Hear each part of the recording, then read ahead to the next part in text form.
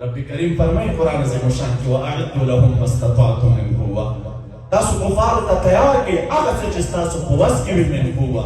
رسول اکرم صلی الله علیه وسلم تفسیر کې قوت چاته وایي؟ الا ان القوة هو الرمی. نبی علیہ السلام وی خبردار قوت رمی ده، قوت وشتل دی، د کفارو مقابل وشتل یاد کړئ. د هرې زمانې خپل وشتل وي. یو زمانه داسې وه چې وشتلې غشي وه، یو زمانه داسې وه چې وشتلې کاڼي وه، یو زمانه داسې راغله چې وشتل چې دی ګولۍ وې، یو زمانه داسې دور چې وشتلې توپونه دي، وشتلې تیارې دي. په دې هر دور کې د دې شیانو په زده کړه باندې موږ او تاسې مکلف یو. ځوانانو تاسو ته وایم، تاسو هر یو دا وړتیا لرئ، تاسو هر یو دا استعداد لرئ چې دا زده کړه حاصله کړئ د شرعي علومو ترڅنګ.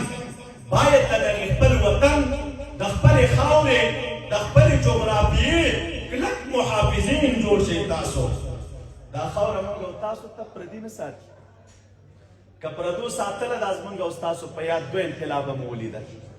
د روسانو انقلاب مو ولید، د امریکایانو د 52 ملکونو یا 54 ملکونو انقلاب مو ولیدل. چا موږ ته خاوره وساتله؟ چا زموږ د خاورې احترام او قدر وکړ؟ نه، وران یې کړله. کورونه یې راته وران کړل، مساجد یې راته وران کړل، مدارس یې راته وران کړل. کوم څه چې زما ستا د ګټې ځایونه وه هغه یې راته د منځه ویوړل.